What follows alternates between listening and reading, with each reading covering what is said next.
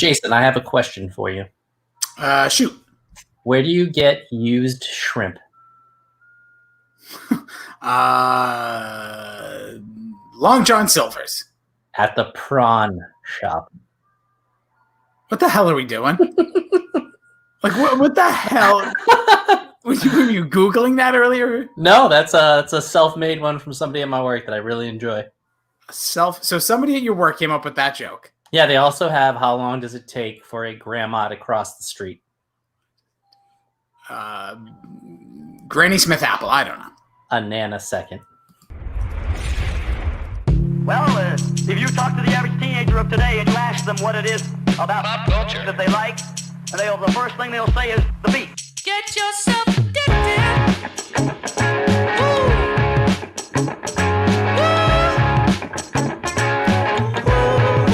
Get yourself addicted.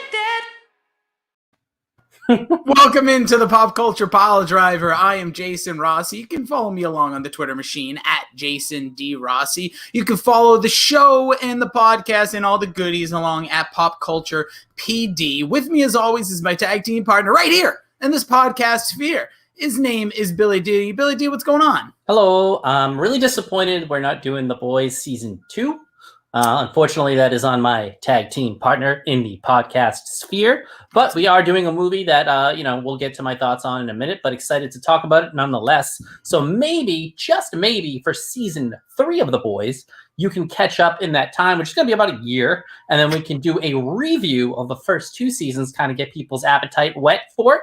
And then do a review of said season after. Yeah, never seen The Boys, hear the craze about it. Everybody else in the Dorkshire Gooniverse is doing it. So if you're into The Boys, you have 3 different podcasts to catch up on.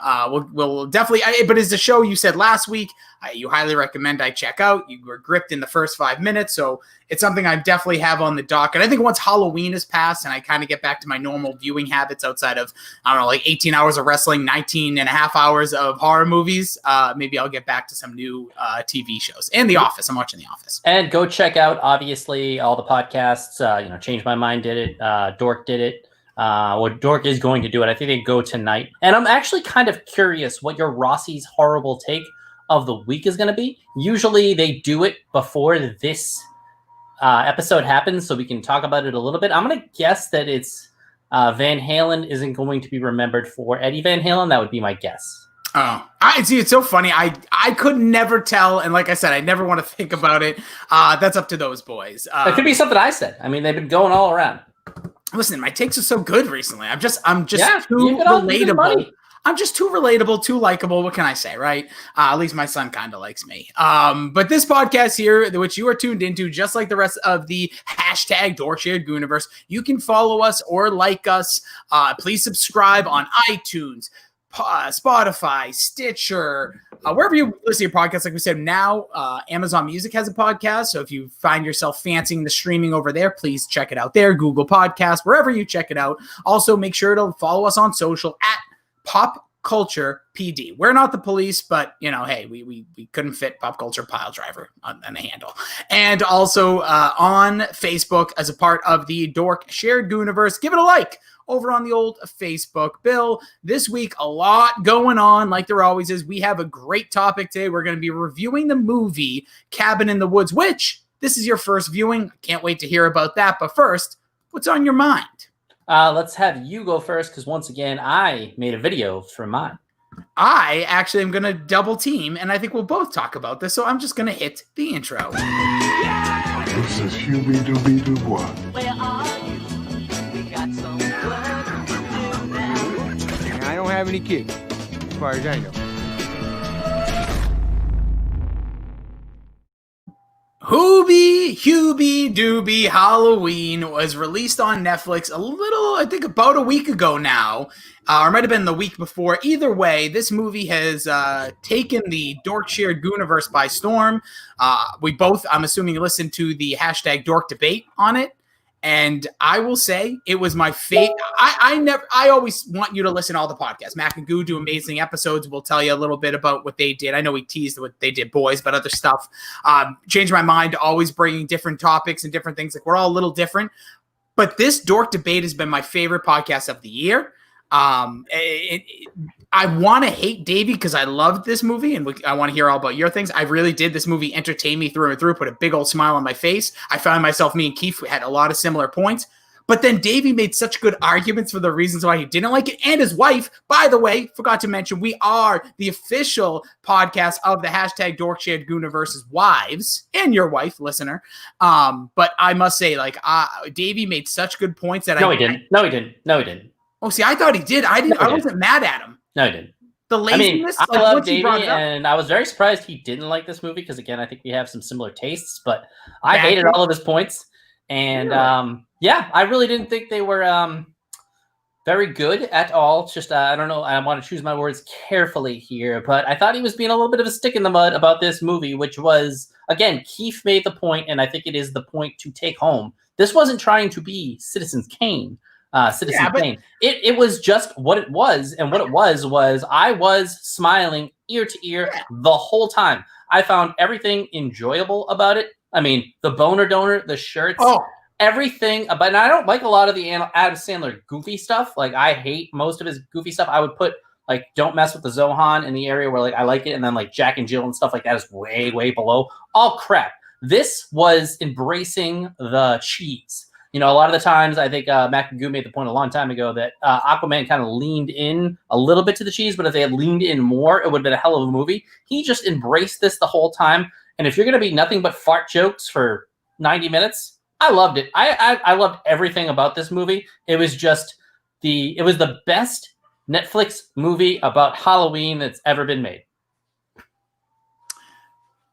Too early for me to comment on that because I've watched so many bad Netflix movies. I will say it's one of my favorite. I liked Murder Mystery personally from Sandler, Jennifer Aniston. It was a good one. I personally liked he did the Wrong Missy. I know that was the Sandler like production, the Happy Madison production. But this movie, it did make me laugh. It made me smile. But I just thought Davey's points were good. I didn't agree with them, but I couldn't. He wasn't just going with it's sacked, it's lazy. No, he approached it from, and he said he was not trying to be the movie snob. He's a movie snob, but that's okay. A little bit of movie snob. It's okay, but like I wasn't going into it like thinking I'm going to break this down. By the way. And this adds, I think, to the Halloween aspect. Can I hear a little bit of like a kid's carousel in the background turning? Yeah, I'm not gonna lie. Right now, my wife, who if you're watching the stream, will probably walk by at some point. I have my son, Goose. Raph made a debut on the Pop Culture Pile Driver about 6 weeks ago. My son has been on this podcast screaming when he was awake during this time, but right now he is in his crib that I am just kind of monitoring. So. I have to keep a little bit of volume because, God forbid, when I get all heated talking about a movie and my son's crying, that wouldn't be a good. It adds the ambiance. It adds that creepiness to our pod. I like it. Get you. But yeah, Hubie Halloween, I thought it was from start to finish. The second Kevin James popped on screen with the mullet and the beard, the chops. I was great, racking up. Everybody was pretty good. I think they said Julie Bowman mailed it in. I actually watched this movie again. Hi, Courtney. He said hi, Phil. Hi. I watched it again in the background today while I was kind of doing some stuff at work. Oh, the famous Billy background. That's good. Yeah, that should be your nickname. I mean, the utility thermos. I mean, they really leaned into the cheese, and it was great. And it ties into the movie we're going to review with Thermos, but we'll get to that. I really liked it. And it was another famous movie. My wife fell asleep, which I think should be a whole different part of this podcast. How my wife falls asleep through every freaking movie we ever watch, and then she always asks me afterwards what happened at the end, and I have to like re-explain stuff. So it's that's the reason why I have a decent memory when it comes to a lot of these movies. But yeah, I think we both give Hubie Halloween the stamp of approval. Go watch it. Worth your time. Oh, absolutely. I would fully recommend this if you've ever been an Adam Sandler fan at any point in your life. Yeah, and I will say it is true. Listening to him, I always have subtitles on my Netflix for whatever. I didn't set up. My sister-in-law did, and I'm too lazy to change it, so I end up keeping it on there, and it did help. I did a lot of reading, and again, Julie Bowen. Still bringing the heat. Actually, I can argue she looks better now than she did in Billy Madison. It was Happy Gilmore, and I disagree. Oh, yeah. Happy Gilmore in the happy scene or whatever that's called, his happy place. She looks good. Obviously, she looks great. She's in lingerie. But, I mean, I think Julie Bowman in Modern Family and Julie Bowman like later in life is an absolute 10. And in Happy Gilmore, she was like a 9. Hey, listen, good for her. Way to do your thing, girl. All right, let's get into the main event of this one, Bill. We both watched you for the first time, me for like the 10th time, because I have been obsessed with this movie for a long time. It is The Cabin in the Woods, Bill. It was released on April 13th, 2012. Do you want to guess at what other movies were released on that day? 2012? I have literally no idea. I'm terrible at this game, but I'm going to say The Ring 2. It was Lockout and The Three Stooges, the Will Sasso version. No. I kind of hate Will Sasso ever since what was that when he had Bret Hart on? What was that show on Mad TV? Mad TV. Yeah, F that guy. I loved Mad TV. This movie was a joke. I think it doesn't matter. Okay. Bill, what was the price of gas? So I think it was probably $2.40. Way off. $3.64. Oh, yes. All right. So now I'm kind of getting 2012 in my head a little bit better. All right. Good. Here we go. Because up next, the number one record in the U.S. I'm giving you a clue. Actually, no, this isn't the clue. The alt record, I'll give you a clue. This one, you can just take a stab. It was a band. Iggy Azalea? Yeah. No. I think it was before. This would have been right around that time. Either way, the number one record, Bill, was "We Are Young by Fun" and Janelle Monáe. Yeah. I like Fun. They had a nice record. I mean, who doesn't like Fun except maybe Davey not liking Hubie Halloween? But well, yeah, I still think he may like Fun. Maybe, I don't know. He seems to be hitting skin. Come on, first of all, hug to Davey. Pod hug. Okay, number one alt record, Bill, in the country. It was one of the songs I drafted and my one hit wonders. Oh, wow. I really have no idea. I have a bad memory, and I made the graphic. It would be Somebody That I Used to Know by Gautier featuring Kimbra. Nah, not a fan. Not a fan. Not for you, okay? It's great one-hit wonder. Hit number one, never heard from him again. The number one movie in the country was? Cabin in the Woods? Oh. Nope, that was released on this day, so it would be a movie that was previously number one. I'm bad at this game. I don't look, at least. All right, it was, no, you do not. You'd never cheat. The Hunger Games. Oh, okay, that makes complete sense. A movie I've never seen, by the way. Me either. I feel like The Hunger Games feels like it's 15 years earlier. You know what I mean? Like, I don't know why. Cabin in the Woods seems more recent. All right, and as we always do with a little touch of wrestling, who were your WWE and or world champion? All right, so this is still in the John Cena era. It is. So John Cena. Nope. Neither. Triple H. Nope. Edge. Nope. Randy Orton. Nope. Let's see. This is coming off of WrestleMania 28, if that gives you any indication, or heading into after. CM Punk, The Rock, Daniel Bryan, Sheamus. Stop. Oh, you know what? You bookended. CM Punk was your WWE champion. Sheamus beat Daniel Bryan to kick off the Yes Movement at WrestleMania. Oh, yes. Okay, that makes sense. All right, so we're kind of painting the picture, and before we get into all the ins and outs of this film, Bill, which you'll bring us, here is the ratings on this movie. Roger Ebert of the Chicago Times gave this film 3 out of 4 stars. Roger! How about that, finally? He's been liking these horror movies. IMDb currently has it, Bill, 7 out of 10. Rotten Tomatoes has this film approval rate of 92% by the critics and 74% by the audience. And Metacritic has it a 72. That's really high. Yes, out of 100. So, Bill, what is Cabin in the Woods? Cabin in the Woods is something I'm going to read to you right now, and this is one of the worst things for me in the world to do because I am terrible at reading. This is why I went to school to be on air, and I could not read off a prompter because I really am terrible and dyslexic, but I'm going to give it a try. This is torture for me. Cabin in the Woods is directed by Drew Goddard? Yeah, whatever. Produced by Josh Whedon, written by Josh Whedon, and, Goddard. Starring Kristen Connolly, Chris Hemsworth, Anna Hutchinson, Fran Kranz, Jesse Williams, Richard Jenkins, and Bradley Whitford. The plot is a group of students who retreat to a remote forest cabin where they fall victim to backwoods zombies where technicians manipulate the events that are going on, around them. That's true. And then, Bill, do you know how much money this movie had made? A lot. It was a good amount. It was $42 million in North America. Yeah, so there's a ton of movie to be made here. Also, forget about the awards. It wasn't real awards. And then we did just one mention before we get in, Bill. 3 years after this movie was released, there was a lawsuit by a guy named Peter Gallagher, and not the OC. Oh, who's the guy that smashes the watermelons? That's just Gallagher. Okay. He filed a copyright infringement lawsuit against the makers of the film, claiming that due to the similarities between the film and his 2006 novel, The Little White Trip, it's A Night in the Pines. Josh Whedon and Drew Goddard also used his work to basically make this, and they didn't ask for his permission. Long story short, he asked for $10 million in damages, and 5 months later, it was dismissed. So it's just like a little factoid, because this movie, when you look at it, is basically like just a trope on all other like cliches in the horror genre. But let's get into this, Bill. Curtain jerker. Did you like Cabin in the Woods? I loved it. Absolutely loved it. Pants Tent City, Excite Bike Mania, whatever you want to call it. This movie, start to finish, T to B, top to bottom, was like an episode of Community, but in the horror genre, and just, like 90 minutes long. And it was 90 minutes. Like, you can't fucking beat that. That's incredible.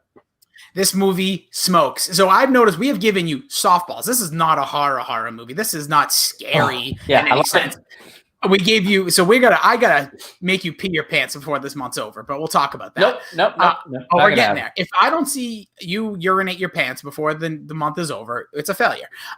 So this movie is great. It is fun from the beginning to the end. If you love scary movies, so I watched the Evil Dead the night before, just because before I watch this. Well, it takes a lot from this movie. The Evil Dead is almost like the origin of where all this comes. The cabin in the woods is the Evil Dead. It's a random cabin that they go to in the Evil Dead. That's where this comes from. The characters and who they play, like the jock, the sexy girl, the virgin, or the slut they call it, but the sexy girl, the smart guy. All they're that. The actual archetypes that you use to build most of these type of stories, and it's beautifully done. You can go into almost, most movies, TV shows, they all kind of have like the nerd, the smart guy, the jock, the slut. And that's kind of how this plays off of it. And horror does it, more than anybody. You see it in Scary Movie and Scary Movies following that, but it's just so well done. And I don't know if Josh Whedon had anything to do with Community, or Dan Harmon and him really vibe. I know they mentioned him a few times by name in Community, but like, it was such a meta on meta type of movie where they're just referencing stuff even I know, and I'm not even that big of a horror fan. Yeah, see, the thing with this movie is, and we'll talk about casting here, is they just did everything right. So here's your cast, again, just so people know who played who in this movie. You had Kristen Connolly playing Dana, who was the quote-unquote virgin, and, we don't hold off spoilers. She's not a virgin, and she says that at one point in the movie. And it's the first, scene of the movie where she says she bangs the professor. But she's like the sweetheart. Bingo. Well, yeah, she's the sweet girl, but and I love how she's in that opening scene, just like dancing in her underwear in like a very open area, like classic. And by the way, I mean, just unreal. Oh yeah, well, unreal. Yeah, very good, very good. Chris Hemsworth plays Kurt, who is the jock, but is actually like not the jock when it comes to it. This is the funny thing about the movies. Chris Hemsworth's actually a smart sociology major. Yeah, exactly, and he's going for his doctorate. Yeah, and also 11 out of 10 if we're talking about the hot scale, to the point where I can see why women find him so attractive, to the point where I just might as well admit that I'm attracted to him. This is like God's greatest, literally a Greek god. Like, they chose this guy to be Thor. And a fun fact, this movie was actually made, I believe, in 2009, 2010, had delays getting released, and this was before he was Thor. So Thor. Yeah, because Thor was already, he didn't know. When he made this movie, he wasn't Thor yet. Or he might have been casted, but Thor was released. This was, all put together, and it's such great timing for Chris Hemsworth, and that helped the movie. But yeah, he plays, basically, he's the smart one, but then the way the gases affect things as the movie progresses, he becomes the jock. Anna Hutchinson plays Jules. She is the quote-unquote slut, but she's also a very smart girl, and they did something with the dye in her hair that turned her into the, sexy girl, we'll say. Fran Krantz, who is a scene stealer, amazing performer in this. Loved also Josh Whedon did a show called Dollhouse that had a short run on Fox. I was a big fan of basically everything Josh Whedon did, from Buffy the Vampire Slayer. So Fran Krantz plays Marty, who is the stoner, who it kind of fits into it, but he's actually kind of more the virgin type. But when he first shows up with the thermos bong, I thought was hilarious, tying it to Hubie Halloween. Then there's Jesse Williams, who plays Holden. And Jesse Williams was, in real life, as they say, was kind of started the, I don't want to say Black Lives Matter because he didn't say that exactly, but he started the, at the BET Awards. I remember his name, so I had to Google him when I saw him, and he was on Grey's Anatomy, but he basically did the Injustice years ago, and he was almost kicked off the show. People were like, kick him off. He can't be saying that. And obviously, lucky for that whole situation, that didn't happen. And he stood up for what he believed in, and kudos to him. But those are your main characters. Then there was Richard Jenkins playing Sitterson and Bradley Whitford playing Hadley, my two favorite characters by a mile. These are the two technicians, the dad from Step Brothers, who's unreal. Like, I've never seen him in anything else besides Step Brothers. So to see him in this was great. Have you ever seen the movie? I believe it's him. I don't want to be misspoken. Have you ever seen a Hall Pass? Oh, like a bootleg version because I thought it was going to be great, and it was a terrible fucking movie. That was okay. But anyways, he plays a guy. He's in that movie.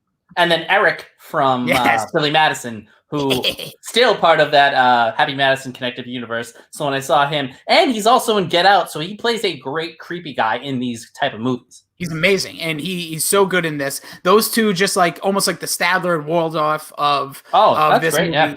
And they just are amazing. I think the cast is damn near perfect. You have some budding stars in Chris Hemsworth. The two females are great. Like, again, I don't know much about the career of Kristen Conley, but I thought she was really good in this, and she was believable, which is what you need. Yeah, I mean, everybody was really good. I could kind of take or leave the performance of the jockey nerdy guy.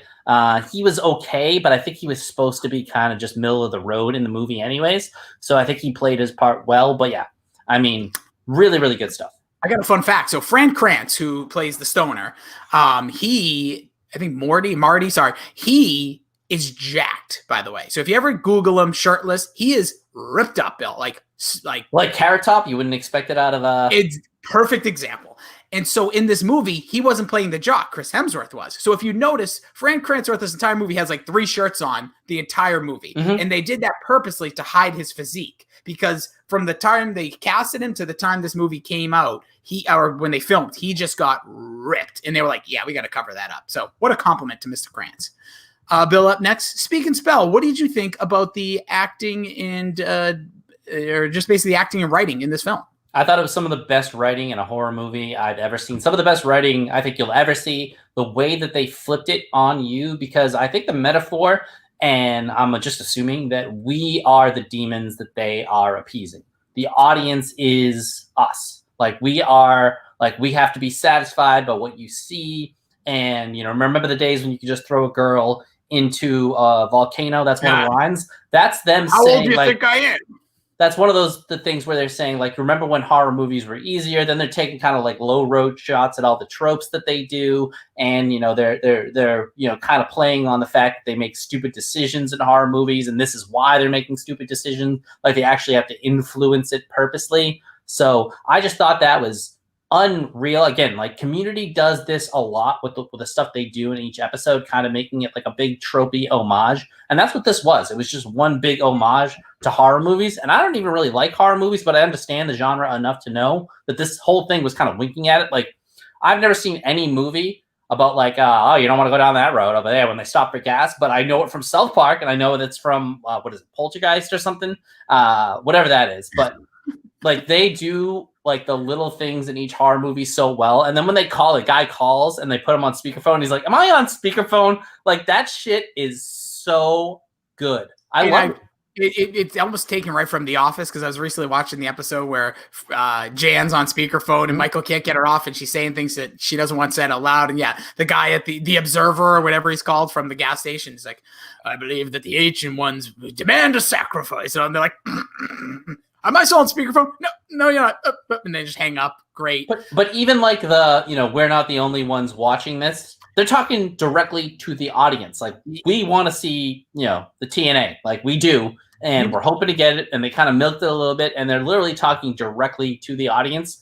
But they do it so well that if you don't look, like, I kind of got it more and more as it went on. Like, the first scene, when I see them in the office and they're like talking about it, I kind of figured out what they were doing. And once you go to that room, I'm like, okay, they are in on this 100%. They're going to control the scenario.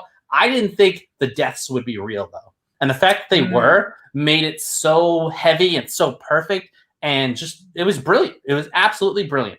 And there's so many like tie-ins, like you said, from all the things that they do when they're in the basement. So that's what the Evil Dead is all about. They go down to a basement, they read this book that has been in a million books. Like there's so many universes. We could almost do a podcast or I could do a mini on just like all the things that tie into horror movies trying to like make their own little shared universe, as we are part of the #dork shared universe. But yeah, so they when they get down the basement, there's all different things that they could basically like flip the switch on or turn on for that to be the ghost or goblin or horror that comes into the America, because they're in America. So they have all the American stuff from zombies to reptilias to little kid demons. That board and like them betting is like every single workplace you've ever been to. Oh my God. Like, I mean, you pick, who do you think is going to score first? Or like squares. Absolutely everything that we do in our friend group is pretty much revolved around betting. We will take bets at weddings to see like who's going to get the drunkest, who's going to make a fool of themselves. I know that. And it's pretty much the same guy every time, but sometimes you'll take a wild card to get odds. But I mean, everybody does that kind of shit at their work or I've done it at previous works because I don't know the people at my new work well enough, and you probably shouldn't do it at my new work anyways. But it's just like it's so relatable, but it was such a far out like idea, and they brought you in and that the guy and the security guard who's kind of like standing back watching the whole thing, like what the fuck is you people are heathens. And then I thought he was gonna get in on the action, and then he was like, yeah, I'm cool. So he was kind of like the moral compass a little bit, but I mean, still, everything was just home run after home run. Yeah, the great part is when like the girl comes up to him, she goes, "I had zombies." He's like, "No. Yeah, you had zombies, but you didn't have zombies. What is it like redneck? Zombies. Yeah, redneck zombies." He's like, "It's a difference between an elephant and an elephant seal." Genius, great stuff. Made you laugh the whole time. And the foreshadowing with the slug, Eric from where he's like, I'm never gonna. Merman. Yeah, I'm never gonna get to see that. You don't even want that. The cleanup is unreal. And then when he's like gets knocked out, he's looking come on. Good stuff there. Just the whole thing. There is like little like obviously holes, but it's not meant. Again, this is not meant to be an overthought movie. You said it best. This movie, the writing that makes it genius is it is speaking directly to the audience. We want blood and guts. We want TNA. We want quick kills. We don't want an overly crazy story. We want cliches, and we want to go to the movie theater and enjoy ourselves. And I think that's where they nailed this. And one last thing is I have to add it here in writing that they tie in. So there's rumors. It's not factual, but you've probably done your research. You read anything about this movie. When they referenced the last time they didn't have like a win was 1998. And they're referencing the movie, The Faculty. So if you ever seen The Faculty with Josh Hartnett, that's what I've actually seen. Yeah, so that's like you're right in the middle of like the Scream. I Know What You Did Last Summertime. The Faculty came out, and that movie, just like this movie, drugs, which this is a weird story to say, but drugs are the reason these kids didn't get taken over by, let's say, in there it was like alien monsters. They like had it basically they just gave the aliens these weird drugs, this cocaine that would prove if you're an alien or not. All 5 of the people survived, and they killed the alien. So that's what people believe they're referencing when they say the last time this didn't work, because all the cliches were there, and all of them survived. So next up, Bill, would be Hit My Music. Music in this movie I loved, because I love alternative music at this time, and they had OK Go. They had... I was about to say Relient K, and I know that's not true. They had not AC, Iggy Pop. They had why can't I think of the band? I'm trying to stall because I'm trying to remember. Let's see here. 9 Inch Nails. I know they had. I remember listening to them. They had Eagles of Death Metal. Oh, Switchfoot. Thank you, Switchfoot. Okay, yeah. Like a very Tony Hawk skaterish type thing. It's called The Sound. It's one of my favorite songs by them. I forgot it was in this movie. It's very barely in. It's in the part when they're driving away. But it's a really cool like alternative soundtrack for that time. A lot of good songs. Obviously, as the movie goes on, it's just like classic like horror scores. But I thought the music was great. I thought it fit well. It felt like a bubbly like teen comedy in the beginning, and then obviously made the turn. Yeah, I mean, it was really good music. I didn't even notice it, and I think that's like middle of the road music. You know what I mean? Like when it's unreal, like Guardians of the Galaxy, where you walk away from it and you're like, this soundtrack was banging. That's really good. But sometimes a good movie, it's like good refereeing. If you don't notice it, it's used really, really well. Yes. Act it out. Do you want to take a stab at a scene here, Bill? I mean, I could do a million Marty lines. Everything that guy delivers is so so fucking good. He's gold. I mean, when he's in the basement, he's like, "I dare you all to go upstairs. I dare you to go upstairs." I mean, he is the moral compass. He's the guy that I kind of figured would survive to the end.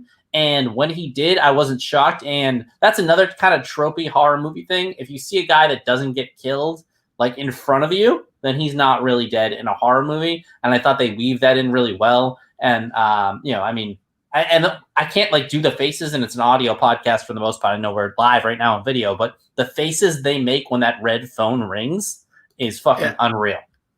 What, like, because that's obviously the director. I also love Marty right off the bat when he says the most ridiculous line. He's like, statistical fact: cops never pull over a man with a huge bomb in his car. Why? They fear this man. They know he sees further than they, and they will blind them with ancient logics. He's got all sorts of stuff when he dares Jules to make out with was a wolf. And he's like, he goes, go make out with that moose. She goes, have you ever seen a moose before? Yeah, he goes, whatever that scary beast, mysterious beast is over there. He's great. Him and the redhead girl, who we'll just call her Hermione Granger, steal every scene that they're in. Chris Hemsworth is obviously kind of just playing that role. The slutty girl's playing that role. And the obvious, the two people that make it to the end have the best lines, have the best stuff. When she's in the cube and she's going down, like, they made us choose our own deaths. That's a great scene. That's a great line. They show you the kind of pinhead looking dude with like the saw blades coming out of his face. That's fucking awesome. So everything, like, I just want to give this movie, I was like giving it a golf clap the whole time it was on. So this is interesting. I know it's your first time seeing it, but you've heard of it. And I think you may have already answered this, but what would you say the legacy of the Cabin in the Woods is? I really think it's just the cabin, like that picture that we put in you can kind of see it over my shoulder here, anything we tweeted out. It's just like the cabin of it. It's really tough to give this movie a legacy because, no, you know what? Fuck that. The legacy of this movie is the twist. The twist that, like, they're appeasing the gods and, like, it's all a game, but the game is really they're appeasing the audience. I would say that's the legacy of this movie, is because everybody was like, you have to watch it, and everybody refused to reveal the twist or whatever. It's not really a twist. It's kind of like the plot of the movie. The plot of this movie is so brilliant. I think that's the legacy, that they kind of played with the genre in a way that, like, it shits on it, but also pays homage to it. It's just a tribute to horror. Yeah, I think the tribute is what the legacy is, like how they pick all these things from the earliest days of horror. Like you mentioned, like, oh, remember when we used to be able to just push a girl in a volcano and they're like, oh, how old do you think I am? It basically is from 2000, previous to 2009 when the movie was written. Everything about horror, they were just like cliche. We take all this and we want better. It's almost like Josh Whedon and Goddard got together and said, it's a message to the future of horror. Stop doing the same stuff. Enough with the remakes. Enough with the going back to these 5 people mysteriously go somewhere they shouldn't. And when they should run out of a door, they never do. Like, that's what the gases and all the stuff did with, like, the directors watching over. I think that's a legacy, that they, like, tied in all this historical cliches and, like, basically exposed them for how ridiculous they are while making a movie that shows them and how ridiculous they are. So my whole thing with all of this, and I was taught this, at a very early age, is you have to learn to work with inside the box before you can work outside of the box. And I think that's what this movie does really well, is it works so well outside of the box. They know the horror genre so well that they can make a movie about it that wasn't necessarily about it. It was one of the more brilliant things I've ever seen. It really was a masterpiece of a movie. And, like, I don't know another point where we can get to this, so I'll bring it up now. The point where they're like, he's faced, the redhead and the geeky dude are faced with the decision of, like, she's going to kill him to kind of save the world. And he makes that speech where it's like, if I have to die for this to work, maybe we should rethink the whole scenario. Well, I think that's their pitch to horror filmmakers. Like, hey, you don't have to do the tropey single thing every time. But on a grander scale, like on a simpler level where, like, you could take it if it was just a movie and it didn't have all this deeper meaning, would you sacrifice yourself for the greater good of the world? And I think everyone would, which is why him saying, nah, fuck this is 100% about movie making and not about, like, the world.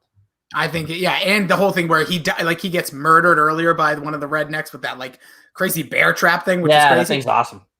And he didn't die. That's another horror movie thing where anybody you think dies and you don't see them officially die, like he was kind of dragged away, they always pop back. Bill, Then Now Forever. Does this movie not only, well, it's been 8 years, but did this movie stand the test of time?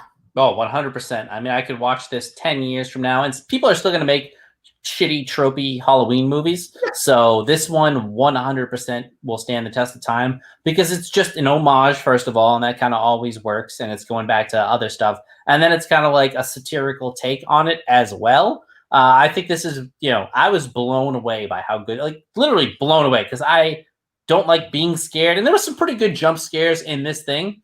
That bat thing that's kind of like a take on like a blade thing was scary as fuck. Everything, like the clown was so like not scary. It was funny. Like everything about this movie was great. I completely agree. I think it stands the test of time. I think this is going to still be a movie it's a cult classic in a sense, because it wasn't made, as you said, like 42 million, but it's not like huge, but it's good. No, but it doesn't have that like feeling of like everybody and their mother's like, oh, that's one of the big horror movies. Like Rob Zombie's Halloween in 2007 has much bigger appeal than this movie. This movie is just fun. It was a great movie to see in theaters. As you said, this is a perfect movie for someone that's in your mindset. I don't love scary movies, but I like fun and scares, like tying it all together. It's not quite a spoof, and that's what makes it good. I think that's where it will hold up. At least I could see for another 10, 20 years till they remake it and it stars it's literally like an episode of Community. And you can kind of even get down to the archetypal characters where, Chris Hemsworth is the, what's his name? The Jeff Winger. And it kind of goes down, and Annie is the virgin and the slut is Britta. So it really is it's brilliant. I really think it's a brilliant, brilliant movie. All right. Anything else you want to add as part of the pull apart? I couldn't recommend this enough, and it is kind of like that cult classic where you will recommend it to people because, you can kind of pick out the kind of people who will like this. It's people who appreciate just a great told story, and I agree with you. You don't have to be a horror fan to appreciate this movie, but if you're a horror fan, I'm sure you do. Where did you guys rank this on your list? It's yet to debut on the list. I don't want to spoil. It will be on there, yes. It's because it's a great movie. The one thing I wanted to mention, I just want to run down what was on the big board of what the American, because there was the other thing, how Japan, they always like, and the thing is the one thing I didn't understand is, so Japan, like those little girls, nobody dies. I love that. But isn't that bad? Like, isn't that not good? Well, no one succeeded, and that's why the world ended, because everybody, I think, had an opportunity. But all the other countries failed. All the other countries failed, and we were the last shining hope to make the film for the ancient ones. The ancient ones that would appease them, and they didn't do it, so we got away. Okay, I'm going to run through this very quickly. It's rapid fire, Bill, before we get to the ratings. Would you be scared if this came after you? Werewolf. Oh yeah, 100%. Alien beast. Yes. Mutant. What kind of mutant are we talking about? Like New Mutant? No. Wrath. Wrath? Yeah, that's what it says. Rats. Rats? Wrath with a W. Bees? No. Zombies. Zombies. Zombies? Bees? They don't let you have bees in here. No, I wouldn't. I would never be afraid of a zombie. I would run. I would stab him in the neck. No. Reptilias. It's just a big reptile man. Probably. I mean, I could stick and move. It's quick answer. Yes or no? Yes, I would be afraid. Clowns. No. Fuck clowns. Witches. No. Fuck witches. Sexy witches. Yeah, because they would seduce me. Demons. Yes, absolutely. You didn't believe in them. Hell Lord. If they're real. Hell Lord. Is that the guy with the thing coming out of his face? I'm assuming. Yeah, I would be terrified. That was actually very scary. Angry, it looks like it says molesting tree. Yeah, I would be afraid of a tree. I really would. Giant snake. I think I could. No, I've seen enough Harry Potter. I know how to defeat it. Deadites. Those are kind of that's from like the Evil Dead, the kind of things that kind of take over your body and spirit. Yep, very, very afraid. Kevin. Kevin, like from Home Alone. That's legit one of the names on the big board. No. The Mummy. Yes, very much so. I wouldn't even go on the Mummy ride in Universal. The Bride. Yep. Brides terrify me. Amen, brother. Snowman. Nope, not a chance. Jack Frost, go fuck yourself. Vampires. Yep, always terrified. Merman. Nope, I can outrun. Dolls. Yep, those actually very much terrify me, especially like the stranger type mask that they were wearing. That's fucking terrifying. Jack-o'-lantern. No way. That's Halloween 3. Get out of here. Giant. Yep, anything that's bigger than me would probably scare me, which is most of the world. And last but not least, twins. And twins. No, I'd kind of be excited. Ditto. And then if they get you, they get you. But Yeah. I always say, if I'm going to go out in one of those, like a sexy witch, if it's like part of some culty thing, go out in a bang. All right, Bill, how would you rate The Cabin in the Woods from 1 to 11? This is tough because I want to give it an 11, but I know I can't. I would say like a 9.5 would be really, really good. Bordering on a 10, but I'll go 9.5 because a couple of the things were easy and not easy in the way that they were a horror movie. There was a couple of like plot things that I didn't love. But I mean, this movie, for a horror movie, I'd give it an 11. As an overall movie, we'll give it a 10. I'm going to give it a 10. So it's hard because I don't like giving it away, Bill. And this movie is right up there. It's not perfect, so it's not an 11, but it's damn close. And I actually penciled in a 9.5. And I remember when me and my wife reviewed this when we did part of the dork a couple years ago, I think we both said out of 6 stones, we were giving it like a 5.5. So that's almost equivalent. So I will give this a 9.5. You'll give it a 10. So it gets a PCP rating of 9.7.5. 7. 9.75. Wow, that's good. So we will rate it. What do you rate this out of 1 to 11? You can tweet at Pop Culture PD, but we gotta know. This week in Shared Universe. Bill, do you have any idea? Well, you kind of spoiled it earlier. Everybody did The Boys but us. But outside of that, Dork also did what? Hubie Halloween Debate, a dork short that they do in Dorktober, which was, if you haven't listened to it, go out of your way to listen to it. It was up there with the Once Upon a Time in Hollywood debate that they had, where I believe Davey asked Keith how flexible he was because he wanted him to like eat his own ass or something ridiculous. But go out of your way. It was a great. Yeah, it was like 35 minutes. It was really, really, really good. I think they go tonight, so check out their review of The Boys. By the way, Nick Fryer and Wes from Change My Mind, they also did The Boys. And surprise, surprise, I love Fryer, but he doesn't like one of my favorite characters. And I think Dork doesn't like him. I know Mac and Goo like The Deep, who is the Aquaman character. Unreal. So, like, if you want Boys content, I'm sorry that we couldn't bring it to you. Blame Rossi. That's usually the case on this podcast.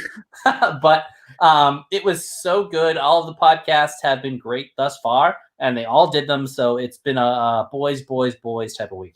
Did Mac and Goo do anything else this week? I think they have a news dump on Friday. Bill, did Mac and Goo do anything Oh, else? they did the 1989 movie Aliens. God damn it. I always forget that. Yeah, 1989 Aliens. Do you know what Toy Boys did this week? I'm sure they did something about toys. And I believe TLDR did comics. And I'm assuming, do you know Arvon D at Shime Time and they Dr. are Joe? twitching like madmen. Shime always get the alerts. Dr. Joe, he always does the nap time Warzone. And I am assuming in our Madden League, he will play in the playoffs and lose if he made it. Love Joe, but he's not good anymore. Sheesh. Upcoming pods, Bill, next week, if things fall, we'll just say this, upcoming weeks for the rest of October, there'll be something of the mix of a Office Season 3 recap, including our review, including me, you, maybe Lucy, maybe somebody else goes unnamed if they decide to actually watch the actual episodes entitled that we want them to. It's a lot to ask. Also, Nightmare on Elm Street. I think that is the scariest movie that I could give you. That is one of the classics. Right? That's Freddy, yes. I ask every week, but yes. It's Jason, actually. But yeah, that's one we'll get to. And then I think we will still have one other in there. So we'll figure things out. But we'll wrap up this episode. Again, we gave The Cabin in the Woods a combined 9.75 between the two of us. Let us know how you rate it. Bill, any parting words for the fine folks? I am so glad that I watched this movie. I've been told to watch this by a kid at my work for 2 years running now. And when I actually brought it up on the last pod, like I've been told to watch this, and then you were like, "That's what we're doing." And I sat down, watched it last night, had some diligent note taking as well, and gotta say I was blown away. I mean, obviously, if you made it this far, you can tell how much I loved it, but really, just a brilliant movie. And I love stuff that goes that deep and that like meta, even though like I don't talk like sometimes too much meta is too much meta, but this was great. Sometimes too much meta is too much meta. A Billy Delaney quote. Thank you guys, everyone, so much for listening. Please do go on to iTunes, subscribe to the Pop Culture Pile Driver. Please leave us a 5-star review. It would help us a ton. Follow us on YouTube. You hit the subscribe, hit the bell for notifications. We're usually live on Tuesdays. Maybe we'll start adding some more bonus content. We've kind of hit a groove, and Billy's got some stuff. I got some stuff we're both interested in that maybe it doesn't bring here to the main show.